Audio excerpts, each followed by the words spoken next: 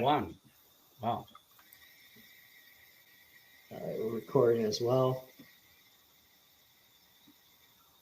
All right. Wanted to say thanks for everyone for joining. We got a great night tonight. This is Mike Denny with Startup Grind. We've also bringing this event to you with partnership with MARL Startup Studio and Metro Collective. We're doing a round of intros in a second here. We wanted to do a quick overview. So I'm going to share a little bit of what we're going to be going through tonight.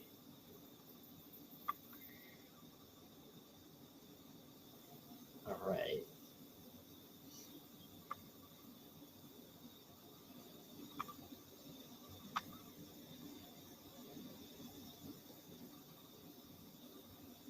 Okay, so I'll keep this brief so we can get actually to the action. But again, this is a pitch battle. We're doing tech startups this go around. We have Startup Grind, the MARL Startup Studio, which you'll hear a little bit more about, and Metro Collective, all partnering here. We got a great batch of judges, which we'll do an intro in a second. But for those that are not familiar with the pitch battles that we've been doing, just going over quick, ground rules. We're going to have 5 tech startups pitch. We're going to do a 5-minute pitch. We'll do a Q&A with the judges that we have here, and then we'll switch over to the next one. Once we hear from all 5 startups, we'll jump into a quick judges deliberation where you get a chance to interact with the startups. Will the judges sneak off into a virtual room? But the question is, what are they getting scored on? So we just wanted to make sure it's transparent what our scoring criteria is. We're interested in what the value proposition is. So really want to understand basically what's the uniqueness of your company, or your idea, the market opportunity. So how big is that idea, right? How big is the opportunity? And then the pitch clarity. That's basically how well do you pitch and how much do you influence the judges to believe that you're the right person to back. So that's the general format. That's the scoring criteria. Also want to give a shout out to the MARL Startup Studio that was providing our prize pool package. We're also going to try towards the end of this pull off a quick voting for an Audience Choice Award, and we'll announce that winner. We're going to mint an NFT for you, so you get a little NFT trophy. But with that being said, wanted to allow the judges to do a quick intro. I'll start with Prakash because I think we're trying to get George still set up here. So Prakash, can you hear us? Yes, I can. And thank you, Michael, for helping us and facilitating this. And it is, I think, the first time I'm using the Startup Grind interface. So I might be a little challenged sometime, but we will get through it. We have Jennifer to help from our team. The little bit about the MARL Startup Studio is we are a very pre-seed, early stage, idea stage kind of startup incubator / accelerator fund. We help the early stage and especially the first time founders with an idea, and we help them take that think, build, launch process in that framework and to launch the successful MVP and get traction. So that's our area of passion and area of focus. And with that note, by the way, I was actually a Rochester resident long time ago, till 2011. I lived there for 12 years. So I know the streets, I know the place very well, and there is a huge talent pool, and we are looking forward to work with all of you. Thank you. Awesome. And then we also have Steve. Hi, Michael. Hi, yes, I'm Steve Smith. I'm Vice President at FLX AI. We are a startup here located in Rochester, New York. We formed out of the University of Rochester, about over a year and a half old, probably a year and a half. But we have about 25 people on our team. We do really high-end AI, ML, deep learning, software and solutions for customers. So, I'm part of right now the startup community in Rochester. We have an amazing team here and doing doing pretty well, and looking forward to just helping judge some other folks who have similar ambitions. So, fantastic. Awesome. All right. Thank you, guys. And we're going to start getting ready for the presentations. But before we do, Jen, you're part of the MARL Startup Studio, and I apologize for skipping over you, but if you want to give a quick intro of yourself as well. That's wonderful. Thank you so much. I just wanted to say what a great signal it is that all of you have done in Rochester to create such a beautiful ecosystem, because the signal of MARL being here is that they are VCs from Silicon Valley that actually are building infrastructure here to help fund companies that are here locally. And I think it's just an attribute to all of the great work, Michael, that you and other people in the community have been doing for probably 10 years, and that we're finally seeing a tipping point. I've seen the list of the people that are presenting today, and all of you that are joining, I just want to remind you that the best way to learn is to actually see things modeled and hear the critiques. So for all of you that are here learning, I'm so thankful that you're here, and I can't wait to see all of the ideas in our community just continue to grow. Thank you so much, Michael. Awesome. Awesome. Yeah, this is, I think we got a great batch here. I am working on getting George Adams, who is the leader of RocDev, hooked up right now. But in the spirit of moving things forward, I am just going to share my screen one more time to show the order of the startups. And this will also serve as we get the first team up ready to go. So who are we looking at here tonight? We actually had a great turnout as far as applications. We had to get together as a team and get down to 5 so we can manage it in tonight's presentation. So if you were ones who applied and then making this, we'd love to see you next round, and also love to connect with you offline. But the finalists we have here tonight are Brandy, Jamar, Conrad and Josiah, Jake, sorry, and Ndidi. And I apologize if I need to correct any of those names. But here's the flow of the night, and we're going to get started with Brandy Young. So Brandy, I'm going to start getting your screen set up, and we'll transition into your presentation.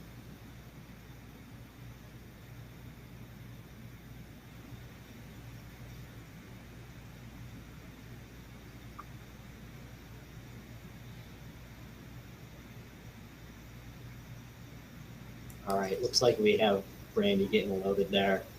Let us know. There we go. All right. So, Brandy, let us know when you're ready to kick off, and we'll start the timer from there. Okay. It's funny, I don't see my presentation. Okay, let me cancel it. Try to.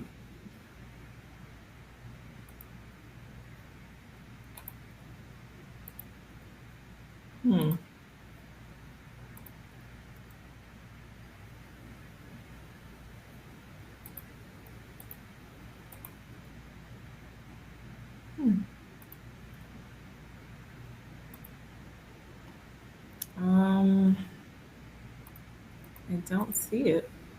Did you click the share screen? Yeah, but it's open. It's open on my desktop. Okay, here we go. Can you see that? No? Not yet. Okay, let me try it again. I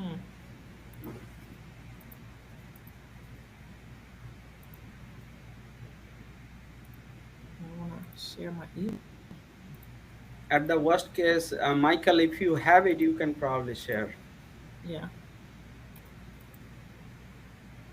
That's the plan B, I guess.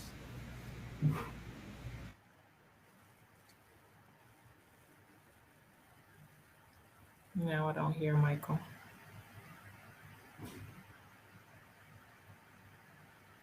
Oops, sorry, I may have been muted there. Brandy, I can share the slides. Let me pull them up on my screen. Okay.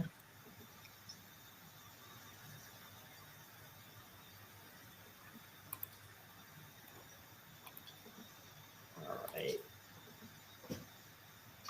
Let's see if the person that runs this can actually share. Yep. All right. Let me put this in full screen mode for you. You guys still seeing the slides? Yeah. Yes. Do you want me to say tab? Yep. Okay. All right. Give me 1 second here. Okay. All right. I'm ready when you're ready. All right. Okay. Good evening, folks. It is such a pleasure to be here with you this evening. It is always a good day for me when I get to talk about a subject that is near and dear to my heart, which is analytical testing, and most important, certainty analytical labs. For as long as I can remember, I have dreamed of owning and operating my own testing lab. And today, this dream is a bit more tangible. As I speak to you today, I have set up my own laboratory, and I could not be more thrilled about the future and its possibilities. Next slide. My name is Brandy Young, and I lead this organization called Certainty Analytical Labs. Certainty is a boutique life sciences testing laboratory, and we provide our food and agricultural partners in the hemp industry with compliance testing services. Our ultimate value proposition is that we mitigate risk and provide safeguards so that our industry partners can quickly and legally enter their products into the hemp and cannabis marketplace. Compliance testing is federally required, and it is required by the state. So our goal as a business is to be a standard setter, sought after partner, and a profit generating organization. So I want to tell you a bit about the market opportunities and how we plan to become profitable. Next slide. The global hemp market is valued at roughly $4.3 billion last year, and the industrial hemp space captured roughly 20% of the market shares. Nationally, there were 54,000 acres of hemp that were planted, and in an overly saturated market, New York was one of the top players, which is very encouraging. Our target markets are the top 10 hemp growing states, and so far we've gained traction in Virginia, Kentucky, and New York State. Next slide. New York is expected to be a big market, and per the Office of Cannabis Management, in our December board meeting, there were roughly 3,600 registered license holders. If you tab for me, this was up from about 800 at the start of the year. Hemp distributors in the value chain are made up of growers, processors, and product manufacturers. And we expect these distributors to also take part in the recreational cannabis marketplace, as well as the medical cannabis marketplace, once regulations are normalized. Our growers are persons that grow and cultivate hemp. Our processors process the biomass and get CBD or THC extract. Our manufacturers take that oil and they create finished products like edibles, beverages, lotions, etc. Next slide. Compliance testing happens throughout. Next slide. Keep going. Yeah, compliance testing happens throughout the value chain. And as a lab, we have multiple points of entry. We, as distributors, are federally required to do three things: to confirm the identity of their crops, to ensure that their products are safe for human use and consumption, and to have an accurate label claim. Nationally, there are a limited number of laboratories that offer these types of testing services. In New York State, there are 3. And west of Albany, there are 0 labs, with the exception of Certainty. Next slide. Our model is based on the reference lab model. At a low capacity, which is 6 samples per day, we expect to generate 2 million annually. At a very high capacity, we expect that number to grow by a factor of 10. Our most expensive test is a pesticides test. Our cheapest test is our potency test. And the full testing menu costs roughly $1,300 a la carte. Next slide. 30 seconds. Okay. What we've done a lot of work. We've been very busy. We have our first test in the marketplace. We plan to get ISO certification, get New York State certification, build out our entire regulatory framework, and we're asking for $500,000 for capital equipment costs, as well as to build out our regulatory platform. Next slide. We have a phenomenal team of scientists and business professionals that have combined more than 60 years of experience in their respective fields. Next slide. And with that, I just want to thank you. My team, as I said, is made up of knowledgeable partners.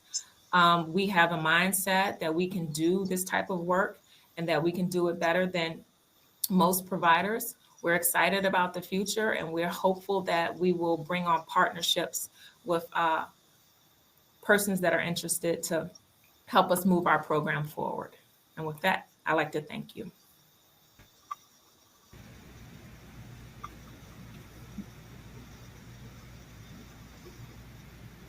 All right. Thank you, Brandy. I think we have judges on camera. So judges, if you have any questions. Yeah, I have a question if you don't mind. Hi, Brandy. Thank you. I'm Steve. Hi. Hi. I'm not. Just a question. Can you clarify kind of what you? So as a lab, do you have a value proposition or discriminator that's different than some of the other labs you mentioned, and what would that be? Well, ultimately, we want to help our clients get into the marketplace.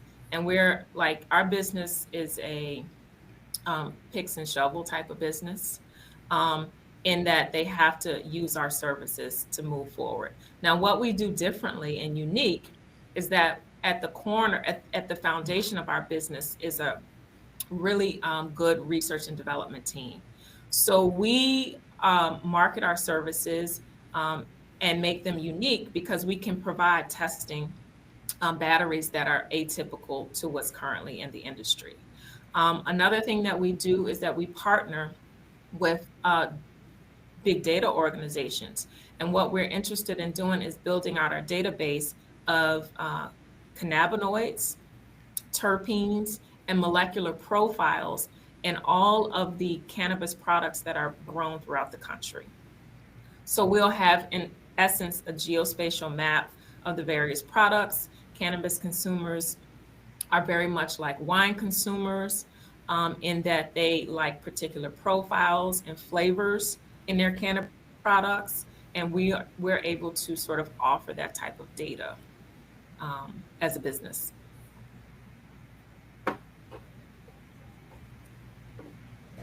Okay, thank you. We have a minute left for questions, so maybe one more. Oh, so I have a quick question. Is the your lab is being recognized by any standard bodies, like say nutritional, any kind of food item? We see the nutritional label behind it, right? Mm-hmm. And we know that has been processed through a lab testing, how much protein, fat, and all those contents. So Mm-hmm. is there any kind of qualification criteria that you have set as a standard? I think you mentioned in your presentation that you are standardizing those quality aspect of the product. So what is that quality looks like? So as a lab, our overarching regulatory bodies are ISO, New Okay. York State, and the Drug Enforcement Agency. Okay. And getting certified and accredited with those bodies, as a lab, we are required to harmonize our tests against other laboratories within the country, as well as with national providers. So we have a lot of opportunities and ways to check that what we're providing is accurate and precise. Okay. Do you intend to go to any other market besides the cannabis and hemp? So the market is evolving, and especially if you're following the market in New York State, we're very much at the early stages. So because we are a laboratory and we have all of the typical lab equipment, we plan to provide testing in water, soil, really to support our agricultural partners until our cannabis and hemp business fully grows. Okay. Any other farm products like soybean or because they already might be having established lab facilities. Okay, got it. Yeah, all of those. I mean, as a lab, we can handle just about any of those products. Okay. All right, that's time. All right. Thank you. Great job, Brandy, and great overcoming a hurdle, a tech challenge there. Our next team is going to be Jamar Watkins from Rampant, and I believe Sean Jewell is with him. Sean, I'm going to turn you on. Hopefully I got the right person here.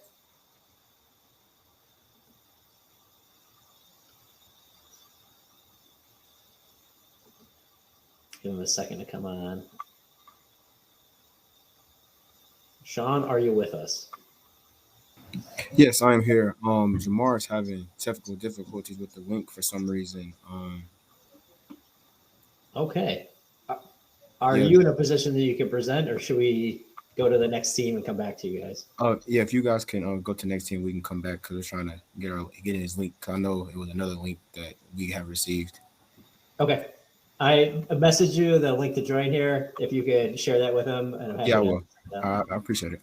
All right. And feel free to potentially close out your browser, come back in. It seems like Chrome is working better than other browsers for others. Okay, cool. All right. So Conrad and Josiah with Tal. Hope you guys like curveballs too, because you're next. I'll be turning your cameras on. And I'll send Sean to the back. Can everyone see me? Hello, everyone. Yes. Yeah, I will share my screen here momentarily. Let me know if As you guys. are teeing that up, George, I apologize, I missed you before. George, do you want to, as one of our judges, just do a quick wave and hello? Kind of. Yeah, hi. I'll give them like 5 seconds to get their stuff together, right? Oh, they already got it up. Well, too bad, I'll go fast. Founder of RocDev, a local group for software engineers trying to build up the software engineering community, share things, get smarter, all that fun stuff. Started my own little business working with startups, making sure that they can build the software that they need, because often that's the biggest problem that they have. Worked with a bunch now, and maybe some more in the future, depending on how these pitches go. Thank you for joining us and also persevering through some of these tech challenges. All right. It looks like we got the presentation on screen. I think it was Josiah speaking before, but we were able to hear you. The floor is yours, guys. Go ahead. Okay. Just confirm here. You see the presentation, right? Yep. Okay, great. All right, Josiah, it's yours. Okay. Hello, everyone. Welcome. And we are Tell, where you tell yours. My name is Josiah Faison. I am the CEO and finance guy. My name is Conrad Niedzielski. I'm the CMO and marketing guy. And we are a keepsake platform that helps you create and share your life story. So this is my grandma, Gloria, and a year ago, she was approaching her terminal stages of her battle with cancer, leaving me and my family to gather the stories and memories that we could so she could tell her stories to her grandchildren since, like many grandmas, she loved telling stories. So we came up with the idea of creating this time capsule, but unfortunately, she would end up passing away before we could gather many of her memories and get into contact with the family members we needed to, leaving many of her memories lost forever. The problem we encountered was that it was a long and tedious process. We didn't have the time to create an entire memoir, and during her final days, it became harder for her to tell us all of her stories. To date, we've completed over 160 interviews, including 10 genealogists and professional historians, and this is what they've had to say. Deborah, who's 58, said, "I was writing a book about myself for my niece, and it's taken me almost a year, and I'm still not done." And Sheila said, "You have to leave history for your children. My grandma filled me in on her history." So the solution to this problem would have been a modern way to create and share your life story.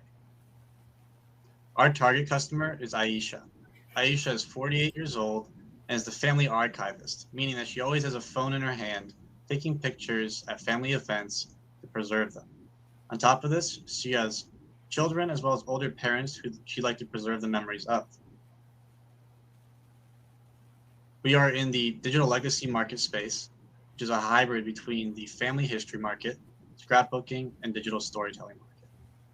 We approximate there are 6.6 million family archivists in the United States today that are valued at $660 million based off our price point. Our value proposition is for family archivists who want to tell their life story. Tale is an interactive keepsake platform that allows users to easily create a digital and shareable legacy, unlike photo books and diaries. Our app is a place where you can create and share your legacy. So first, users select which memory they would like to elaborate upon. With our ideas, prompts, and story packs, we make it easy for users to select which idea they want to elaborate. After they select the memory, they create their story. So on the left-hand side here, you'll see a fill-in-the-blank guided way of putting in your text, videos, pictures, and all types of media files. On the right-hand side, you see the old-fashioned way in case you want to have a very specific story. After you create your story, you're able to share it. So here we created a one element at a time, presentable, scrollable manner in which you can showcase your story. After you've created a bunch of these stories, you can display them and organize them on your profile, as well as have featured items such as a voice introduction to your profile. So people know what you sounded like, and people can see what types of things you like, such as music, places that you've been to, and articles that you've read. Finally, you can share this with your family and friends, maintain connections by reading about their life story specifically, and send out notifications for family things such as a happy birthday. So unlike our competitors, Tell has guided entries, which allows users to easily and quickly tell their stories. We're also media focused and shareable, meaning users can easily share their Tell profiles on other platforms such as Facebook, TikTok, and Instagram. We're also competitively priced with one of our closest competitors and largest competitors, Storytellers, who charges $4,600 for 10 hours of interviews. Our business model is freemium. Users can sign up for the app for free, and if they would like a more immersive and long-lasting experience, they can pay $99 one time to get a Tell professional profile, which includes things such as voice notes, VR, and it also is more long-lasting, so you can tell your memories for a longer time. 30 seconds. For our marketing plan, we have 3 initial tactics. We plan on using a database called SEMrush to access keywords on competitors where our customers already hang out, such as legacy.com, Storyworth, and Ancestry. Phase 2 would be influencers. We have a variety of influencers that are happy and willing to promote us. Currently, our reach is at 660,000 people.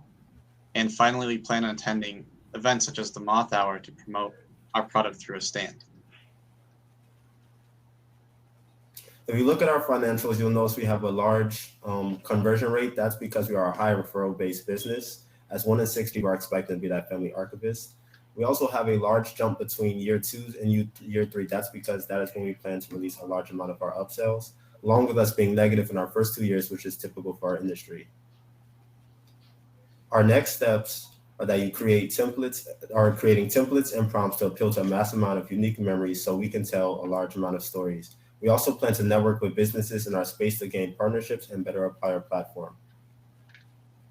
Our ask is that you connect us with any capital competitions or any programmers who would be willing to work with us, along with signing up for our waitlist, which is currently at over 76 members.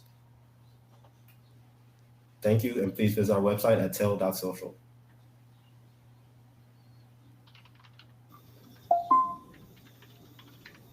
All right. Thanks, guys. Judges, any questions? I have a quick one. So what is your tech play here? Like, is there a natural language processing type of capabilities? Like if I just type that I want my memoir to be remembered as this, based on those keywords, you will automate the template creation, etc., all that, and how that works. What is the tech play?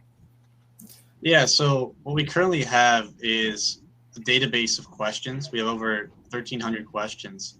Okay. And based off of those questions, we want to write these things called the story packs, where you fill in the blanks.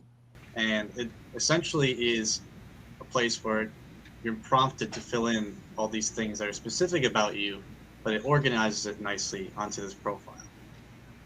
So if I want to create a story for myself, I need to answer those 1,300 questions, or? No. You don't have to answer the 1,300 questions. That's just our database. Okay. You would answer the story pack, which contains a set amount of tailored questions for you. I see. Okay. And As a kind also- of input to the system. Right. Okay. Got it. And have you thought about the $99 one-time fee without realizing the value could be a friction point? Why not make it as a simple kind of monthly subscription based, and because your goal at this time is to acquire users as many as possible. Right. So a big point, didn't mean to interrupt you, Conrad, but a big point is that we don't want people to have a concern that if after they pass, their profile will disappear or they'll lose the ability to tell their stories after they pass, especially since a lot of people that are in our target range are older. Okay. Is there a So- blockchain component in it? So that So it is not we have non-fungible? looked into a couple of blockchain components regarding this. We actually were talking to a local Rochester company called Boundary Digital, and a lot of them were giving some consultation to us to see how we can incorporate the Web3 concept into this. 30 seconds. I wouldn't bother. Okay, I will let the other judges ask. Have Yeah. you looked into reaching out to different universities with oral history components?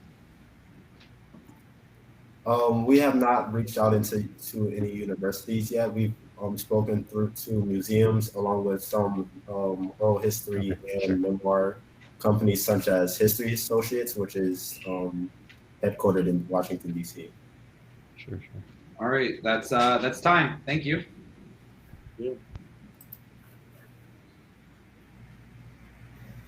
Great job, guys. I Thank feel like you. there's some other startups in Rochester attacking similar problems, so you might have some good connections in the area. Next up, we're going back to a previous team. It looks like we got him online right now. So Jamar, I'm going to add you, and then I believe Sean may be with you too. So if he's here, I'll let Sean.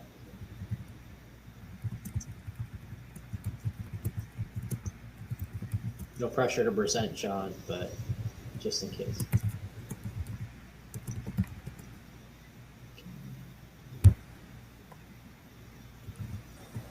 You guys see me and hear me? Yes, Yeah, we can you hear me? can hear you. You're both Okay. coming in loud and clear. Okay, cool. Alrighty. Thank you guys, and I'm going to apologize in advance. Just got off of a plane, so I am in the airport. I stopped myself. The plane was a little late landing, so I didn't get to the house. But just bear with me. So if you hear Atlanta or LA getting announced, that's where I'm at. Okie dokie. Let's get this going. Alrighty. And you guys can all still see, correct? Yes. All right, well, thank you guys. And once again, this is Jamar Watkins and Sean Jewell with Rampant. So before we get started, just a little bit about us. Me and Sean both started this company because we are creators, a former creator and a former athlete. Myself, I was a creative assistant at the University of Kentucky, and Sean was a football player at Georgetown College in Kentucky. And me being a creator for the University of Kentucky, what I noticed is that I was producing a lot of content, great content, content that was being featured in schools, in malls, and things of that nature on TV. And I was only getting paid $7.25 for this work, and I was working anywhere from 40 to 60 hours. And I was on campus, finding myself not even be able to get a Chick-fil-A meal. So I tried to supplement that, and the way I tried to supplement that was working with some athletes that were on the basketball team and the football team, and getting them some content, video content and picture content. What I quickly learned is that the school wouldn't allow me to work with the athlete, being that I was a worker for the school, So the athlete couldn't get the content that they wanted.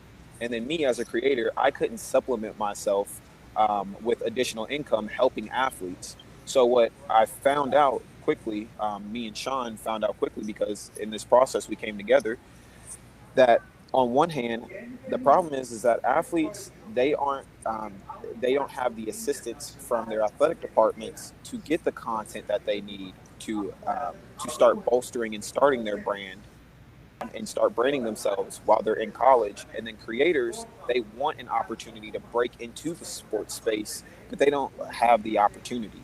So this is where Rampant came about.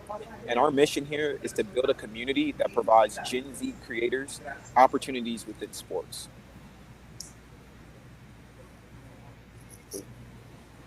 So before we get started, or further into it, what is a creator? We identify a creator as an individual with their unique talents. And the creators that we focus on here at Rampant are graphic designers, photographers, videographers, and video editors. So going back into our problem, Gen Z creators are lacking the visibility and access to athletes and needs of their service. Athletes are lacking the lack of assistant athletic departments, and they're unfamiliar with the creator sourcing process, how to find creators in their area, if the creators are actually good at what they do, and if they're going to actually be able to complete the job that they need. And then on the other hand, creators are lacking options to break in the sports industry, and they want access to work with these athletes and sports brands.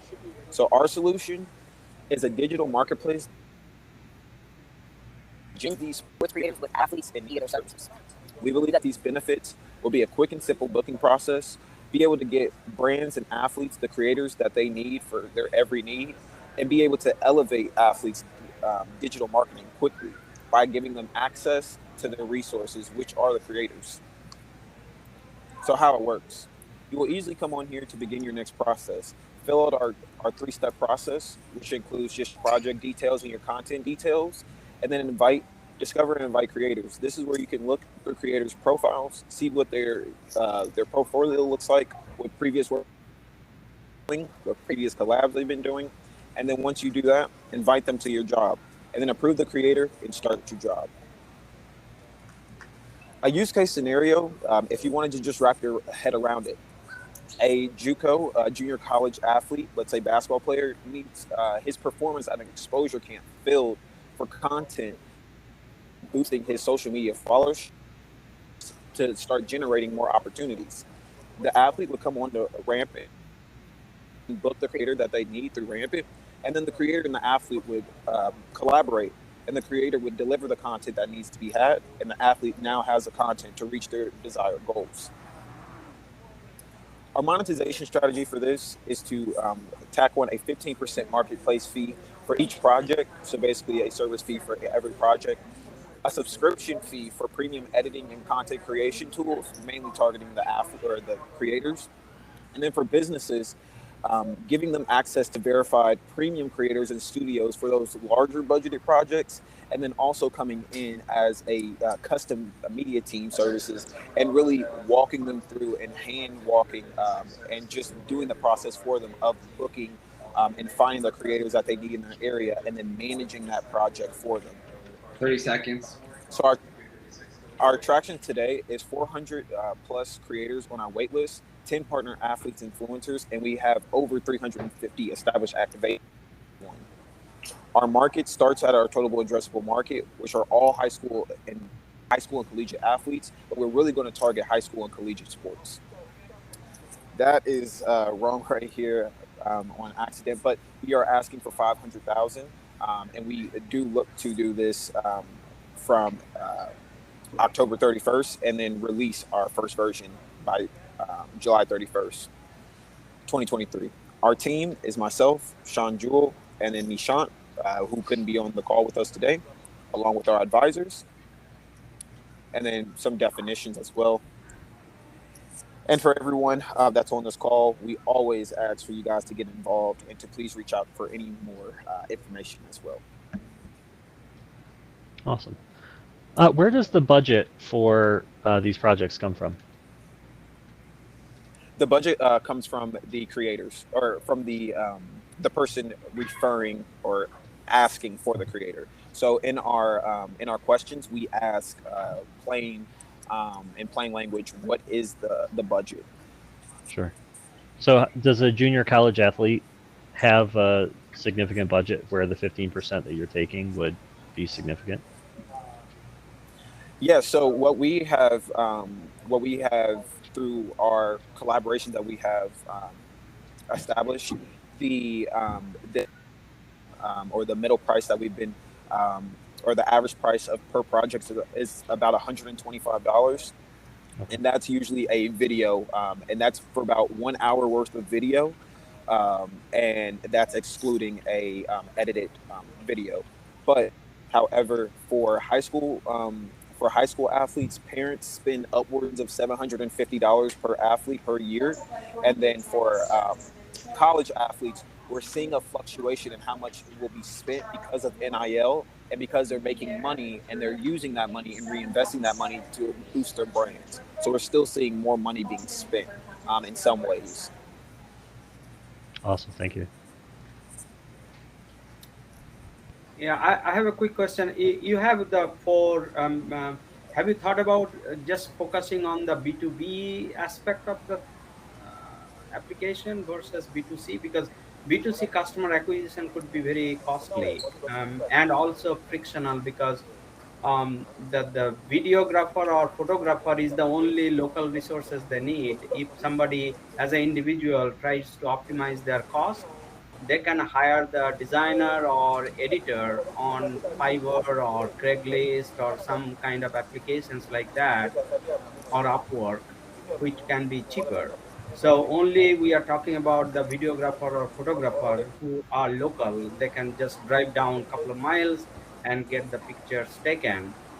So in that case, probably, have you thought about just focusing on the B2B, like working with the school teams as a whole, rather than individual players?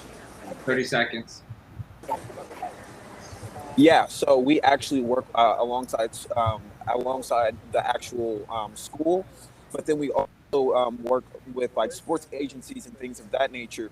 But however, the reason why we have stuck to B2C as well is because these athletes, when we did go through and question and go through our surveys, what we found is that these athletes do not understand how to work Upwork and understand how to work Fiverr.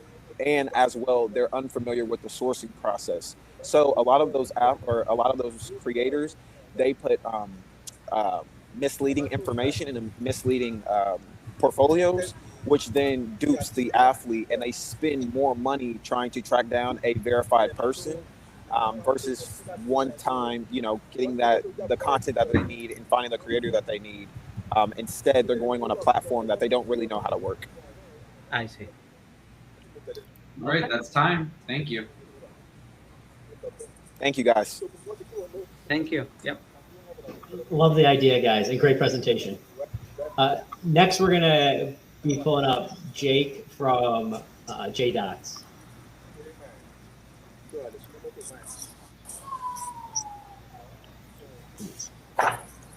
Jake, I think you were solo. There's something else I gotta enable. My camera's solo, but I actually have. Yeah. Okay. There we go. Yes. All right. I remember somebody had a couple people in the room together.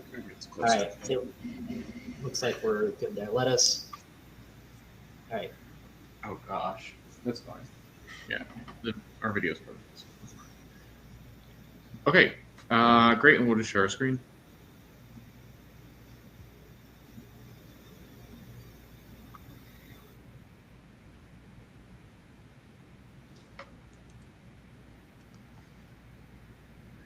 Okay. Hi, my name is Jake. I'm a co-founder, and this is Matt. He's our cybersecurity expert, and we're JDocs, and we do e-discovery for the modern era. So, given that tagline, you might be wondering what e-discovery is. Well, e-discovery is the process of obtaining, sorting, and exchanging electronic information that litigating lawyers must do to prepare for a trial. E-discovery can include sorting and searching things like phones, computers, and email accounts. It all sounds pretty routine, but e-discovery is complicated, even for litigation firms. Now, what makes e-discovery so complicated? Well, e-discovery has three major problems. Firstly, lawyers are required to go through massive amounts of data. Sorting through such volumes by hand would often be weeks worth of work. So what do? Well, they might look for e-discovery software to assist them. The problem is they're met with user experiences so unintuitive and processes so time-consuming that the only way to use them is to hire a dedicated team of e-discovery specialists. Though it's expensive, larger firms can afford to hire these full-time e-discovery specialists, but this isn't an option for smaller firms. So what does a small firm do? Well, they outsource, but the problem is outsourcing is incredibly expensive. In fact, it's so expensive that for 72% of the small firms in the United States who receive e-discovery requests, 80% of their budget is consumed by e-discovery. That wouldn't be accepted in any other industry. So where do we come in? Well, for small law firms who want a better way to do e-discovery, we provide a powerful, easy-to-use e-discovery platform. Unlike our competitors, our software can be used by anyone and is built on new, innovative technology. Now, it's easy to say we can fix the problems with e-discovery, but why should you trust us? Well, here are two of our current clients. This is Rob Stahl. He's the owner of a small law firm, and he wanted a more affordable e-discovery solution for his team. And this is Herb Larson. He's a solo practitioner, and he was interested in a powerful e-discovery platform that he could use himself. These are two real people in the field, both of whom who had different interests. And they were so interested in what we offer that even in our alpha stage, they're willing to trust us, a small team of college students, to serve as a key part of their business. As an example of who, for one of our clients, even in our current alpha stage, we were capable of processing 500,000 documents in 1 week, at 85% off the cost of other solutions. We took a client from this to this. Clearly, e-discovery is a big problem for lawyers. The total e-discovery software market in the US is $4.3 billion, and with $2.7 billion of that being small law firms and solo practitioners, the people who our product is geared towards. Of that, $212 million worth are based in New York State, who we will be going after first. This is a major potential market. Our early marketing plan relies on leaving a good impression on our clients and making sure people know that we do good work. As we grow, we've started creating targeted marketing to the greater legal community to find beta testers and clients. So what sets us apart? Well, it comes down to our two design focuses: modern technology and accessible design. Modern technology means designing from the ground up to rely on things like cloud computing, to lower the barrier of entry for lawyers by ditching the need for powerful machines. Natural language processing, so that when you search emails to Julia, our system can interpret and show you what you mean. And machine learning assistance, so that instead of having to look through all 100,000 files to see what's confidential, we can just show you the only 300 that are the types of files likely to be confidential, and you can go from there. And accessible design is our focus on a product that can be used by anybody. This means we have a user experience first approach, where the needs and experience of the user are considered at all levels of design. And we focus on intuitive, simple software that any lawyer can use without any training. We are so dedicated to making JDocs as user-friendly as possible that even at these early stages, we already have a small team of dedicated user experience specialists working with us on every level of design. These are our core features that are important to our customers, and other solutions simply cannot fulfill them. We have language processing, cloud computing, and automatic sorting, all with a lower initial setup cost and overall lower cost in total. What you see here is our 5-year profit and loss plan. We're a student-run business that's limited while we're enrolled in school. That's what you can see here in the first column. However, we're planning on making good use of that time and then scaling up once we graduate. We're looking for connections such as advisors and alpha testers to continue development. Thank you for your time. And you can visit us at the link at www.jdocs.app. Thank you.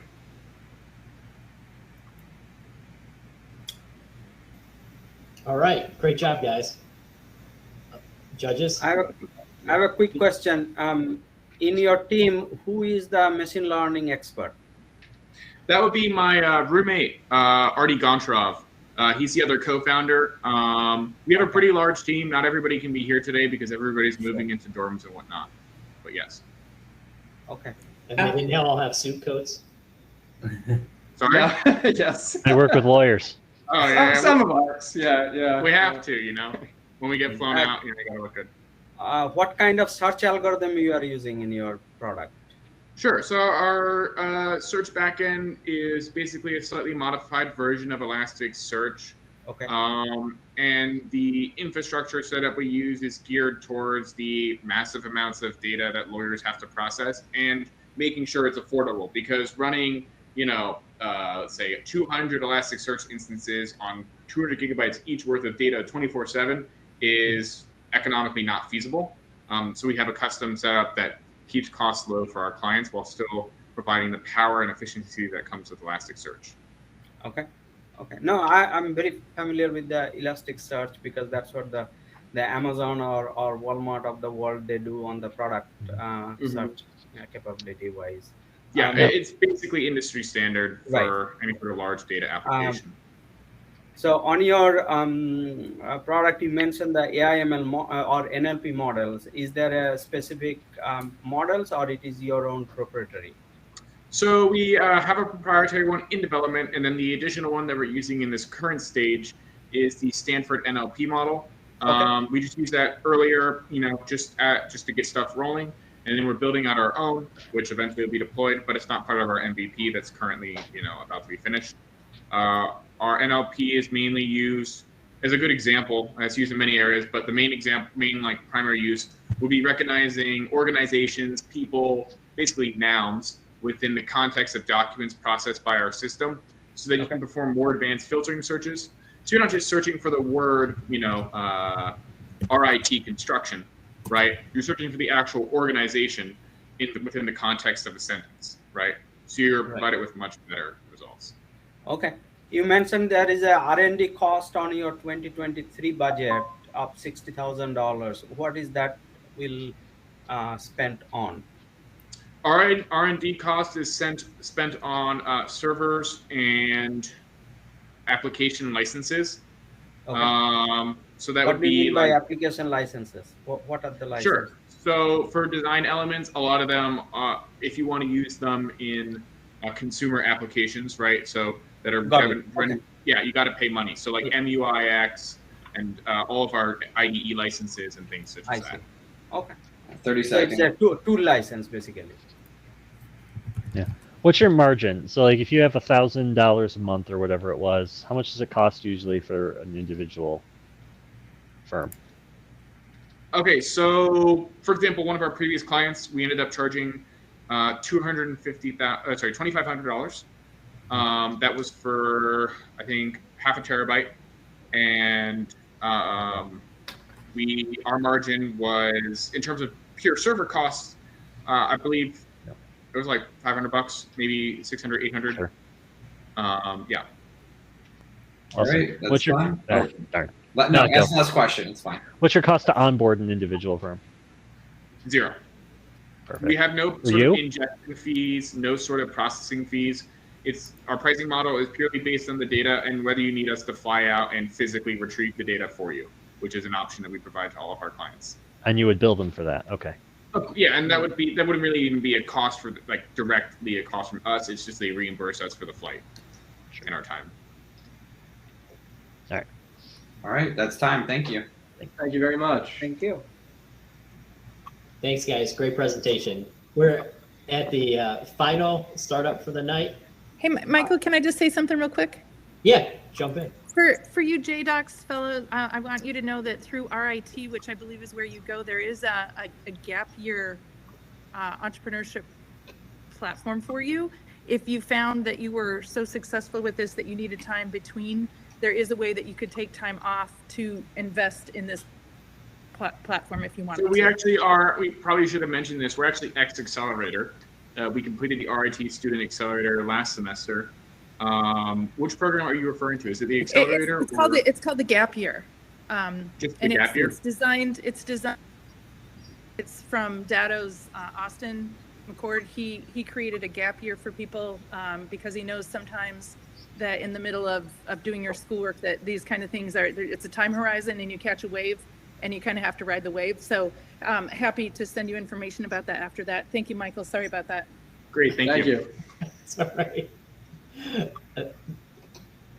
Thank you for bringing that up, Chad. And what was I going to say? As a follow-up for this, if there's stuff we could share, I know that's applicable to RIT students, but happy to kind of share that out to in our newsletter or something too for other folks that might be able to benefit or something like So yeah, judges always feel free to throw that in. Those are all value adds in my mind. Our last presenter will be Ndidi with Blackbook, and I hope I'm getting that name right. I apologize. I'm mispronouncing.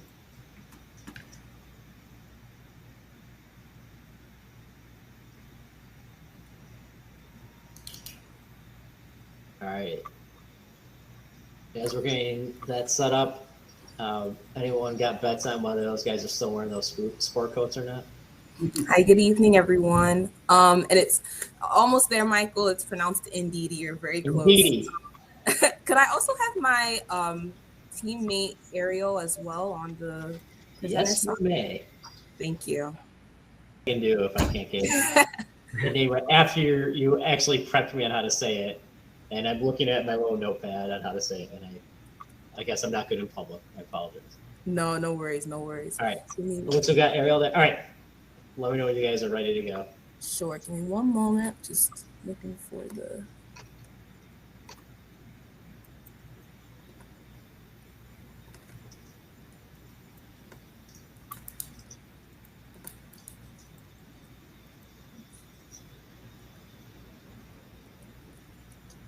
All right. We can see slides, looks like.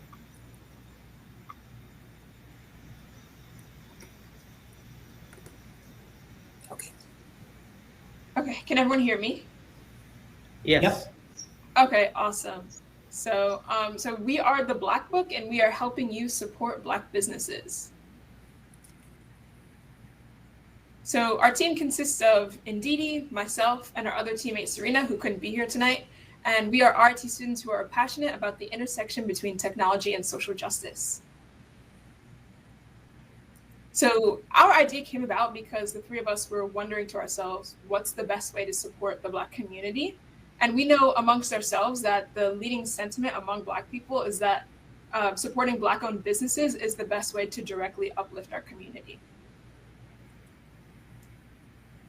Through our customer discovery interviews, we know that Black people and allies of all backgrounds want to patronize Black-owned businesses, but there's a bit of a disparity between how much they want to and how much they actually get to.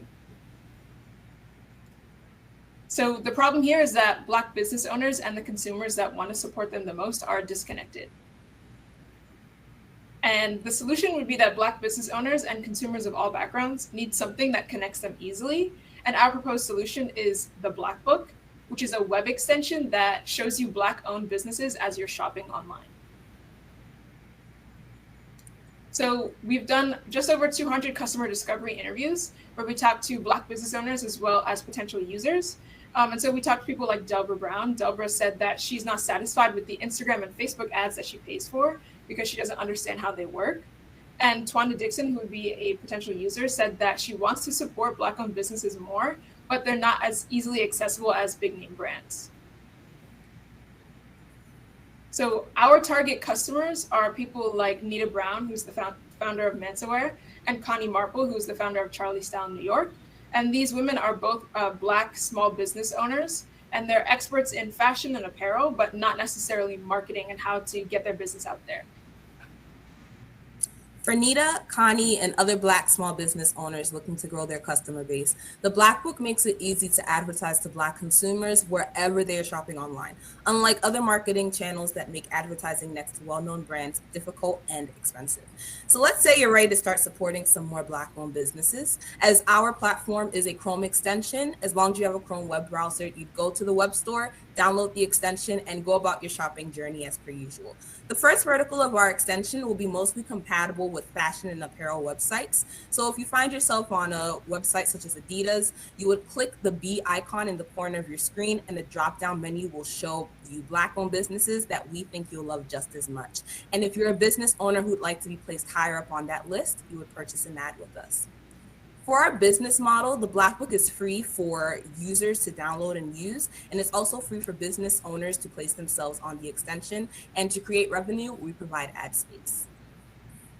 For our competitive landscape, our competitors are Goodbye, which is a similar web extension that highlights small businesses, all small businesses, as well as online directories and meta ads. And we are able to provide placement next to big brands. We have a predominantly Black audience using the extension. We show only Black-owned businesses. We provide ad space to the user, and we also have free listings. For our market, we currently fall under the total digital marketing spend of all Black-owned businesses, which is valued at $900 million. However, we plan on capturing the digital marketing spend of Black-owned online clothing businesses within our first couple of years of operations, because we know our target users, who are millennials, shop here the most. So in terms of marketing towards business owners, we're reaching them through ads on podcasts like Side Hustle Pro, which is an entrepreneurship podcast hosted by a Black entrepreneur, and newsletters like Blabbity, which is a Black tech newsletter. Then in terms of marketing to users, we're reaching them through ads on podcasts like Get and Grown, and through influencer promotions like this influencer Eloho, who talks about Black culture on her YouTube channel. So for our first year within our financial situation, you'll notice that we'll be operating at a deficit because we'll be focused on the implementation and development of the extension and the brand. And then within the following years, as reflected in our R&D spend, as long as we provide other outlets for business owners to reach their audience across the web, our revenue will increase. 30 seconds. These are our lovely advisors within software engineering as well as legal experience. And our ask for you today is for beta testers, interested business owners who may want to be on the extension, as well as other advisors to help lead us within this space. Thank you so much. Thank you. So to use this, I would have to be on a shopping website, so like, as you mentioned, Adidas, and then click the button in my browser bar. Correct. My only, I guess, concern in that is, like, I always forget to do, like, to change to smile.amazon.com. Will you expect people to be better about clicking that button than I am for switching to Smile, Amazon Smile?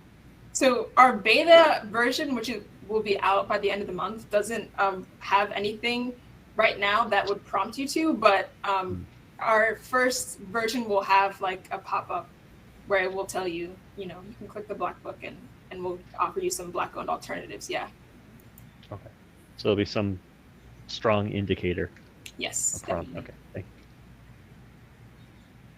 So I guess I'm not super familiar with all the in this space, but are you using like off-the-shelf technology to do this, or your own? You know, how do you do the similarity, or is that just something a canned engine you buy, or do you have any unique technology that you're bringing to this endeavor?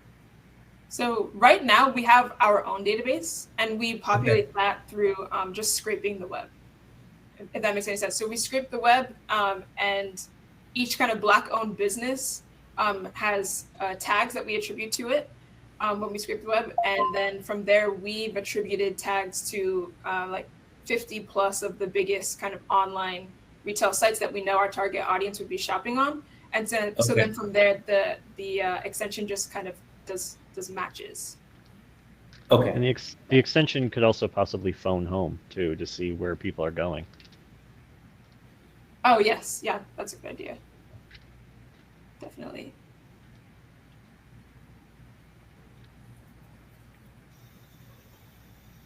I have a quick question, because most of the e-commerce or small businesses selling online is using probably Shopify platform or Amazon seller, right? As an Amazon seller. So why to create a Chrome extension rather than a Shopify plugin or Amazon seller, some kind of plugin for Amazon selling or Amazon platform? We're actually quite aware of this, and we know that something that we can do to kind of capture those Shopify or Amazon-based websites is to use the APIs of Shopify and Amazon and integrate that within the database of the extension. And within the next couple of versions of the extension, once we roll it out, that is something that we've been looking into because we know that those websites and brands are also very high quality businesses as well that people will be more inclined to purchase with. 30 seconds. and how you verify it is a black-owned business? What are the criteria? Is there a kind of, once I registered my business with say Deliver Corp or New York State LLC, do I fill that out at some point to identify that business as a black-owned business? Yeah, so far, since we're just scraping from kind of like lists and databases on the web, that work is already kind of done for us.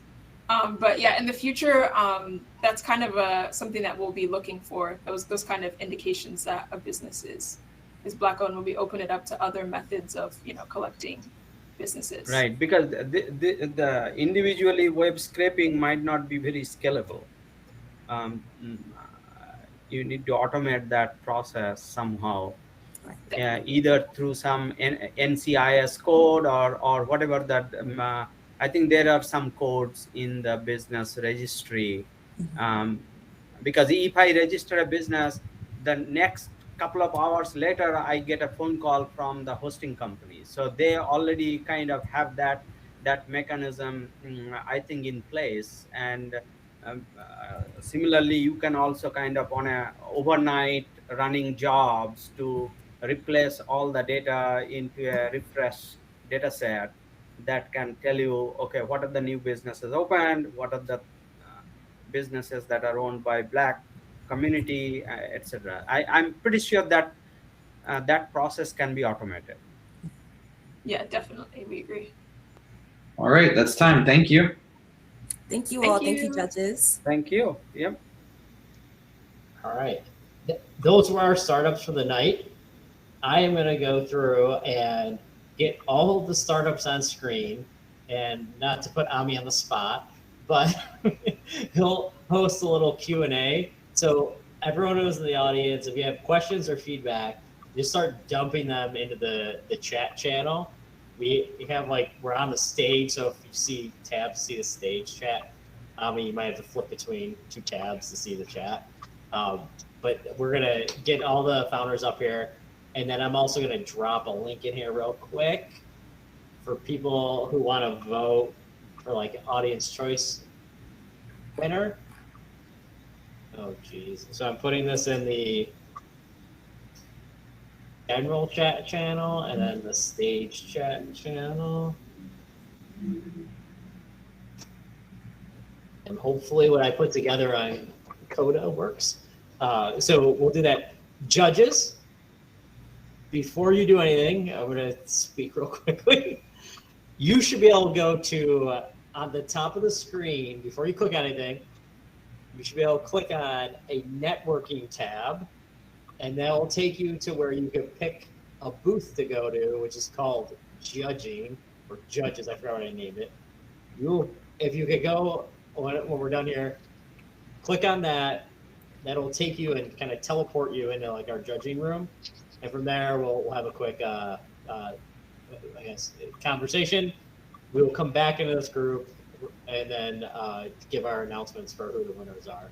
So, Ami, I'm going to start adding people to this screen. Judges, if you could navigate your way to that networking button or tab on the top of the screen, and then click the judging room. From there, I will see you there in about 30 seconds. Instructions unclear, ended up on Google. All right. Well, thanks, Mike. Hi for everyone. My name is Ami. I've been working with Mike and the Startup Grind to put on some of these events. So I will be the MC until they come back. For everyone in the audience, please drop your questions. Otherwise, I will just be filling time with my thoughts. And don't forget to vote for your audience favorite. Those people will be getting a cool NFT trophy that they can share. So it's definitely a worthwhile endeavor. So doesn't look like anyone's posted any questions yet. Jen, do you have any questions you'd like to ask? Oh, you're muted. Sorry. I think two kind of market exploration themes, but I think it's more themes. So I'll start with Rampant. You know, I have 3 kids and they're all athletes, and I totally get the value proposition. I'm not sure about other markets, but I'm thinking of if the platform was an expertise platform, and then one of your verticals was athletes, and then another can be authors. There's Outliers is a really neat company that the founder of, gosh, what was the name of it? What's the company that kind of has experts in Hollywood share their stories and teach? What is it called? No, not Cameo.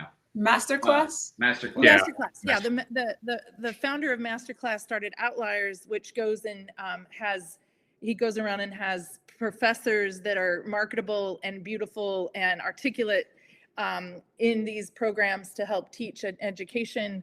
And so I'm thinking that there might be some ways to learn about his valuations as he was raising money for Outliers to help support some of the work that you're doing. And I just wonder if expertise might be a bigger brand and that athleticism might be something underneath it. And I want to totally validate the value of it. And I think it's brilliant.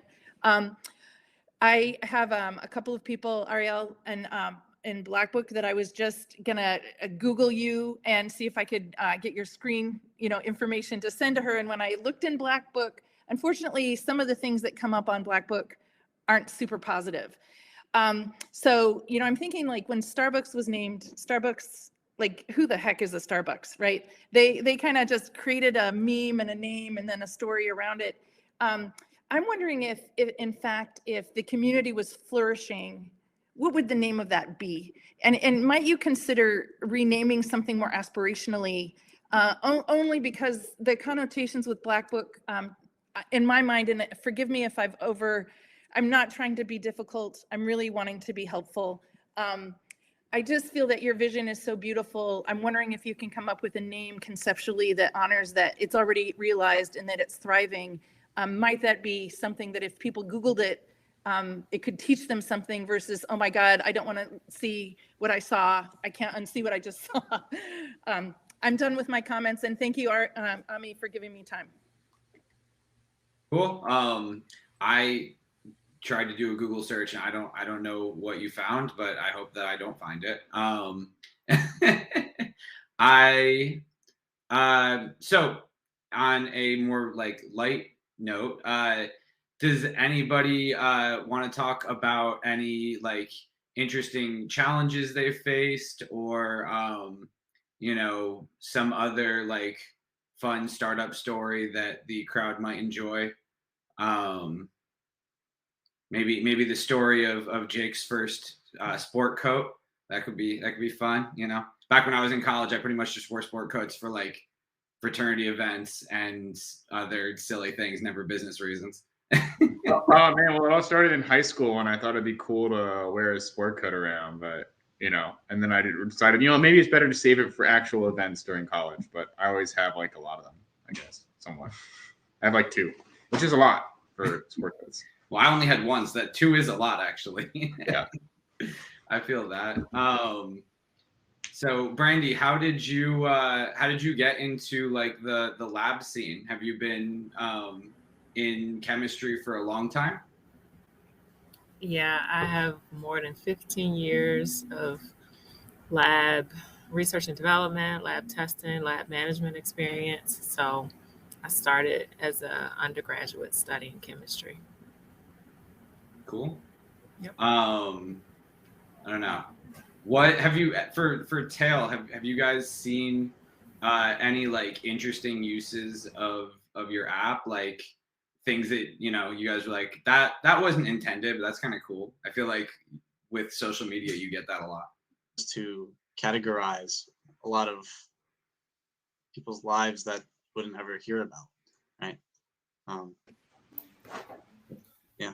Cool. Have you? Oh, sorry. Well, I didn't mean to interrupt you. No, go ahead. Another unexpected thing was that we were greeted with a lot more optimism than I expected initially. We ended up meeting with a few historians and genealogists, and someone was saying how basically the whole industry was really more outdated than we had even expected, to the point where they said that just us having an app would revolutionize the industry and things like that, which is really cool. Also, with all of our interviews, we've just been asking people about their lives. So we've gotten a lot of really interesting stories from figuring out what people want in the app, I guess you could say. Have you thought at all about like user submitted story packs or questions? Like obviously with a moderation or whatever on it. So a big part which was in the pitch was that people can either answer questions or they can tell their own questions. And so a big part is also with our notifications, people might be able to, for example, your grandson, I don't think you have a grandson, but your grandson might be able to send you a question as a notification. And so we want to see what type of questions people come up with and things like that. Cool. Mm-hmm. So Ndidi and Ariel, Blackbook is a Chrome extension, right? Have you put any thought into supporting other browsers or making it available in some kind of mobile fashion? Yeah, definitely. We started off with Chrome, just kind of as our start, right? So we launch at the end of the month. So this is kind of like going to be our first beta test. And then of course, yeah, we want to be available on any type of browser.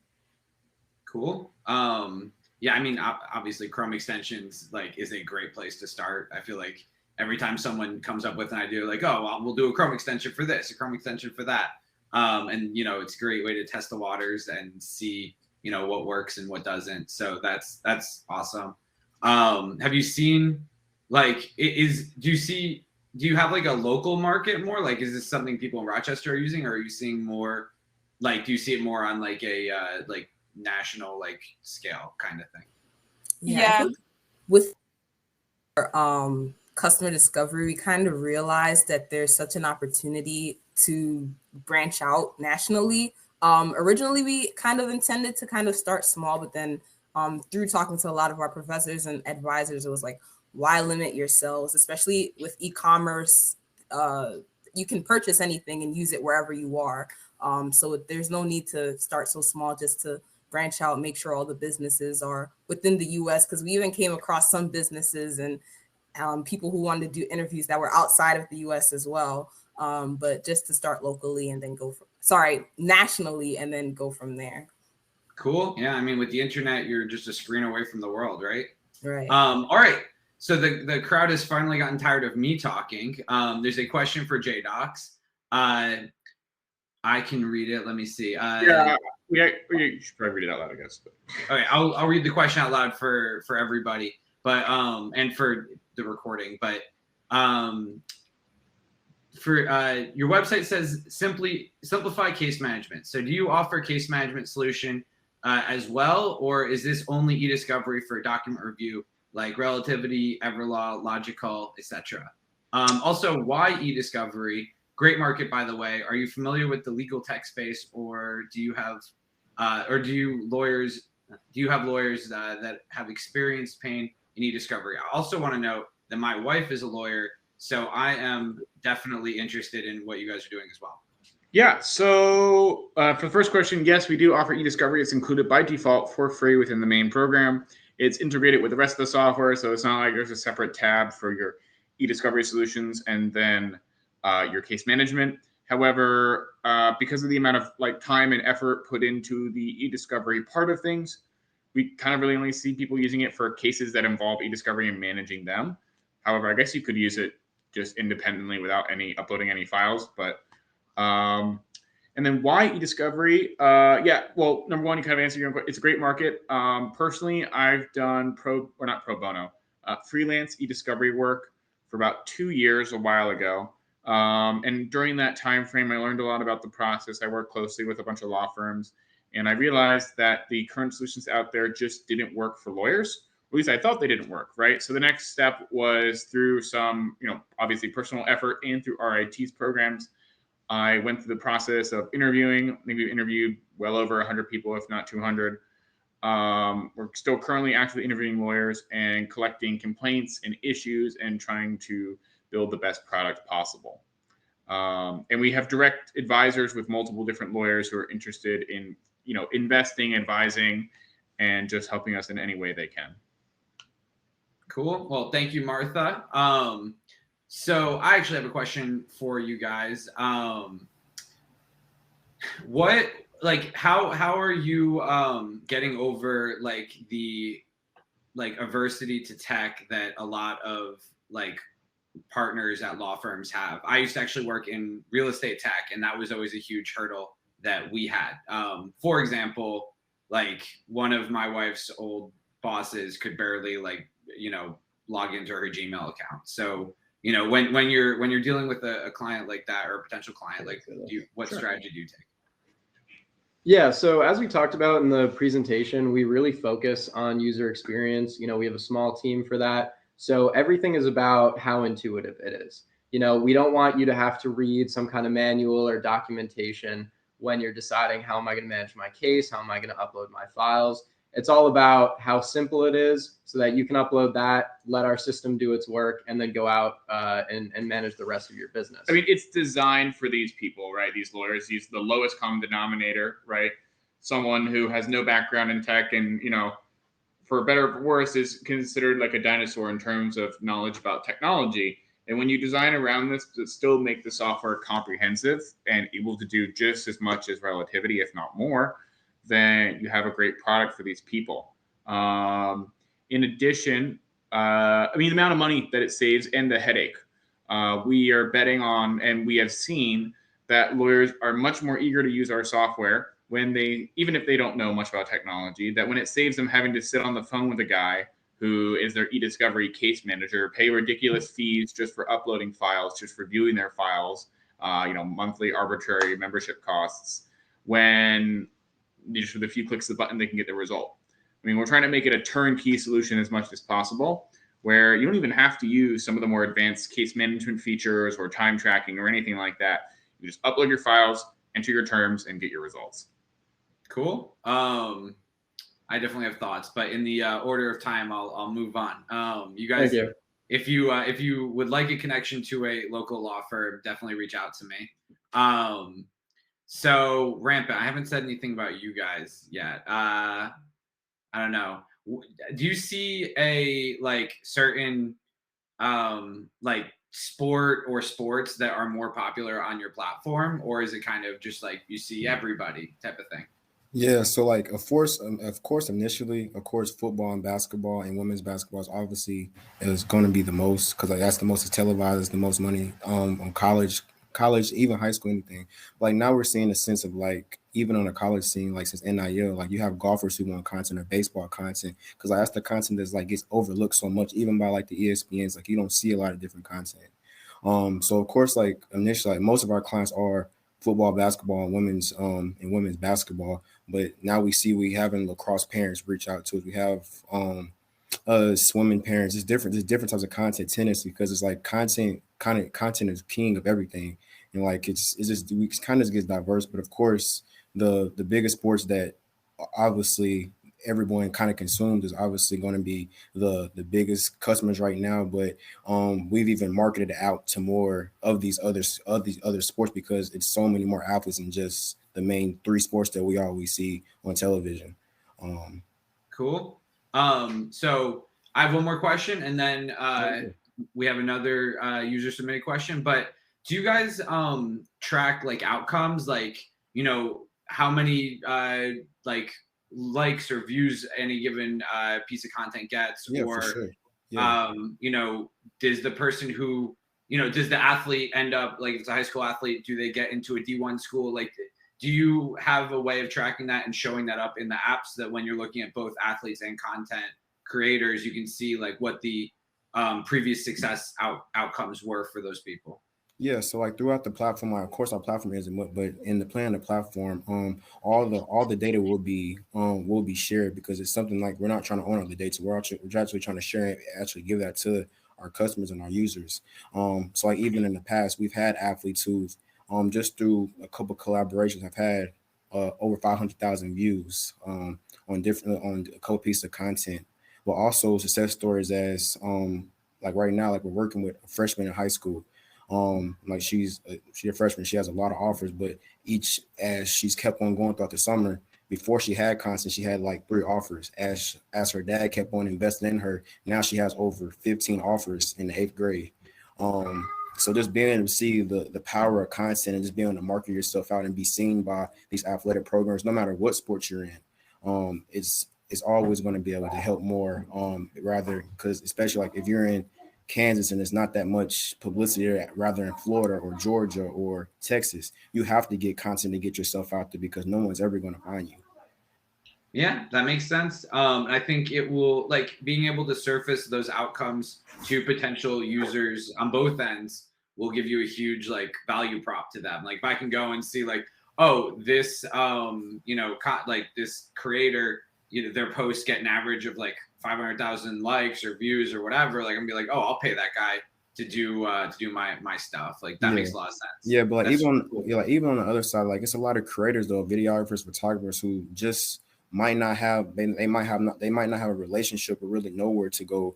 They might not even know how. They might just have a passion for videography or photography, but don't even realize they can go to the local high school and start gaining experience in a portfolio, and being able to get yourself out there. Because even like a lot of the creators that we do see and we have in our network, a lot of them are on Fiverr, they're on Upwork, but they don't. But a lot of people they don't really get any hits because it's sports betted content. And like even to the last question when we was pitching, like even on those platforms, they might be somebody who's like shooting a wedding is completely different than shooting a basketball or a baseball game. It's 2 different types of content. Rather you're shooting it for a business or you're actually shooting it for an actual person, it's different types of content. So we're kind of keeping to our niche because creators can be so broad, but when we stick to that niche of sports betted and people that we've already vetted who's worked for the Slams and the Ballers Lives and these bigger platforms, but are just trying to start on their own and kind of get away from that and build a portfolio, that's what we're trying to stick to a specific niche because it's a need for it in our market. Great. Okay, moving on. So Mershawn has a question for Tail. Have you thought about it from the other end of life and partnering with new mothers? As a mom, I know that the phase of life is so busy, and with our generation who has so much on our phones and not physical, I would have loved to have an app to capture much of that season of life. So thoughts for Tail? Yeah, we have thought about that aspect, especially because we know that there are likely to be a lot of parents who will want to create a profile for their children. So you can create profiles for other people. So if you're a parent and you want to have that profile for your kid, you can create that for your child. Cool. All right. So next, Tatiana. Question for Blackbook. What are other places business owners can get their businesses placed through online extensions? So what are some of your competitors? Well, I know some of our competitors, the biggest one would probably be Goodbye, as well as online directories. Goodbye is a web extension that highlights a lot of small businesses from all different backgrounds, whether they're LGBTQ owned, indigenous owned, they focus on American made products. And then online directories is another big place that a lot of owners are familiar with. However, the limitations to mostly the online directories is that you have to often search for something or know what you're looking for, or just go to that website and find those businesses. Whereas with the extension, we kind of meet you where you're at. And I know, like, as I briefly mentioned it in our financial situation, but as we move forward with our development, we hope to show businesses when people are doing more on the web, such as like if they're on Pinterest, for example, and maybe they're looking at a certain image, or even if they're on YouTube, let's say they're looking at like a travel vlog or something like that. They could also see like travel consultants as well, so that the business owners have more of an opportunity to really meet their consumers in places where they kind of conventionally wouldn't be able to meet them at. Cool. I also just want to add really quickly, so sorry, that our competitors like take a percentage of profits made through their extension, whereas we don't. So we like to assert that we are the best, especially for small Black business owners looking to grow. we're not charging you. We're free for business owners and free for users to download. Great. All right, thank you. It looks like the judges are back, so that ends my time as MC. Mike, you have the floor again. Thank you. I'll make sure I mute it. Okay. So hopefully you guys had a fun and lively conversation. It was hard deliberating. We got our scoring done though. So I'm going to give a couple announcements. I want to, as I'm doing this, check. I'm not sure in the chat channel. I guess I put in the chat channel a link for the audience vote. So I'll pull that up in a second. Hopefully what I put together works. But we're going to go from third place up to first place. So as a quick reminder, I'll announce like the packages as we go. So third place, we had, again, a heated debate on splitting some hairs with some of the scoring. But black place was Ndidi from Blackbook. And that prize will be a 3 hours worth of mentoring from the MARL Startup Studio managing partners. So congratulations, Ndidi and Blackbook. Thank you so much.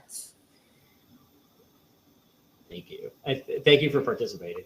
The second prize, which is going to be the AWS credits, that's going to be Tail. That's Conrad and Josiah that presented on that one. So awesome job, guys. Thank you. And again, in that conversation, there are a couple of startups, and that's what George out, but he's actually close with one of the startups that is doing some like oral history recording. So again, we'll send the comments to you guys as far as the feedback we got, but it might be good for you to meet a couple other founders that are in Rochester that are kind of working on similar problem spaces. And then last, the final winners in this prize is going to be the AWS credits plus, I think it was the Amazon gift card. We have a cash gift card. And that's JDocs and Jake and his team. So congratulations, guys. By the way, by participating on this event, by participating on this event, everybody is the winner. So it is just the formality aspect of it. But thank you everyone for sharing your stories and sharing your passion with us. All right. And then I'm going to go, I tried to create a quick polling mechanism in an application called Coda. That's the link I put in the chat. And for some reason, guys, I have not seen any votes in here. So when I tried to vote, it didn't work. So I don't know if everyone else had that same experience, but everyone was my favorites. All right. You know what we're going to do real quick? We're going to make this real. So if everyone could bear with me for a couple of minutes, I'm going to go create hopefully I can do this on Twitter.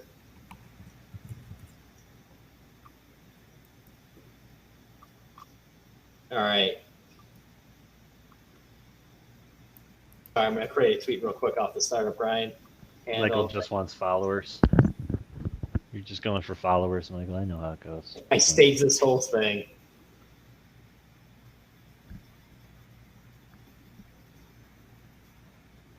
All right. So we had certainty, analytical.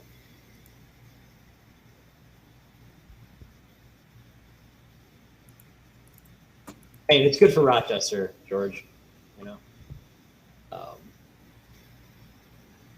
I'm going to screw up the order, but that's okay.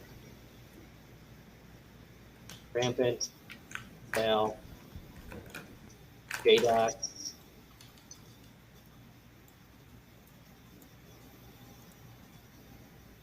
Oh, it gives me 4 options. All right, so I'm not sure I'm going to do this. All right, well, we'll change that. Make 5 tweets, and we'll just like your tweet. That way you get both follows and likes. Jennifer, you are a Twitter expert, so. You're muted. You are on mute.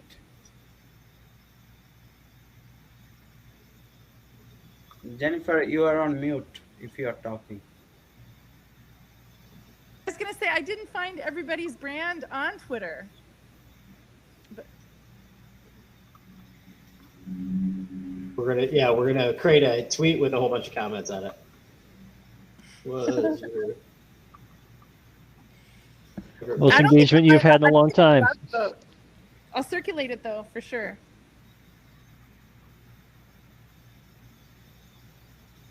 All right.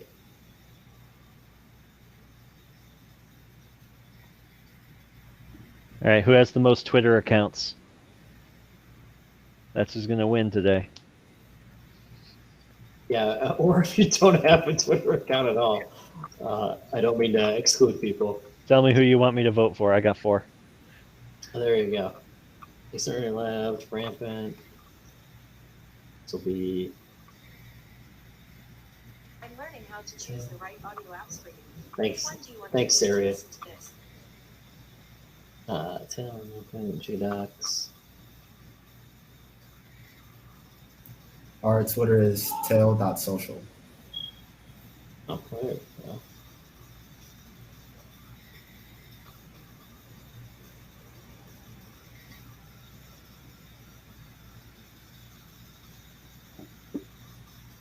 It's not social. I feel like it's separating. Is it the word dot? Apologies for that. What was that? Tail what? Tail social app.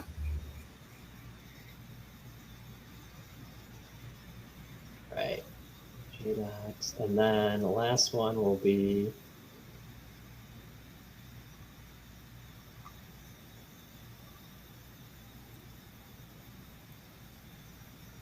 Blackbook.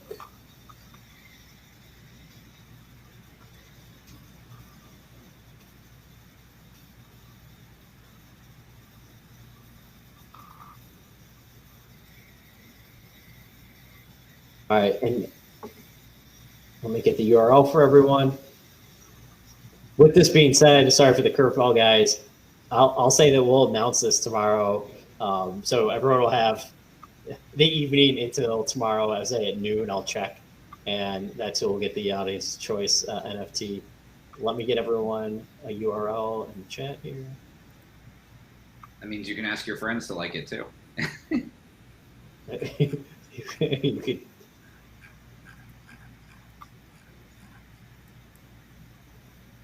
Figure out how to get the URL for a tweet. For me, it is a disability that I do not have a Twitter account and neither Facebook. So, see? I posted the link in chat. Oh, you got it already? Oh. Beat you to it. Thanks, George. You are the best. With that being said, guys, feel free to share away. Sorry, that was not hopefully too much of a shameless plug, but I thought that Coda app I had was going to be a quick thumbs up voting. Looks like Jen's raising her hand. what did you say, Jennifer? What's Blackbook Social? Blackbook, do you have a Twitter handle or do you have a social media handle? Sorry, we don't have any just yet. I have JDocs, Tails Social App, Rampant Connect, and Rampant Connect.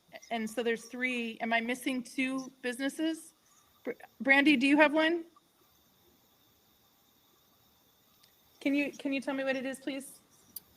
At Certain Sciences with an S. That's the website. Yeah. Okay, thank you. I'm a set. I appreciate. Awesome. All right, so guys, I guess you have to stay tuned to find who wins the NFT trophy for the Audience Choice Award.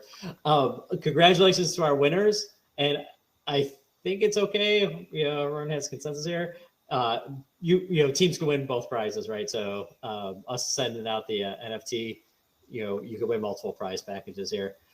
Startups, founders, thank you for joining us. Our judges, thank you for your time tonight. Also, Maureen and Metrical, if you're still on the line, thank you for helping bringing all this together. I think this is building the community here. love to see all you guys in person. There'll be a happy hour, and I think next week we're partnering with Rock Growth and the Open Coffee Club group. So more information on that if you're following us. But also reach out if you have questions. The founders, I'll try to get you a quick feedback quickly from the judges. But I'm also attended who's interested in kind of just getting involved or got an idea or is working on something. Look to do more things like this. And if you have other ideas and other events you'd like to see, let's feel free to message us. You obviously got the Twitter handle now from Startup Grind. So thank you everyone for joining us, and hope to see all you soon. Thank you, Michael. Thank you, everyone. Take care, everyone. Enjoy the rest of your weekend. Thanks. Bye. Thanks. Bye.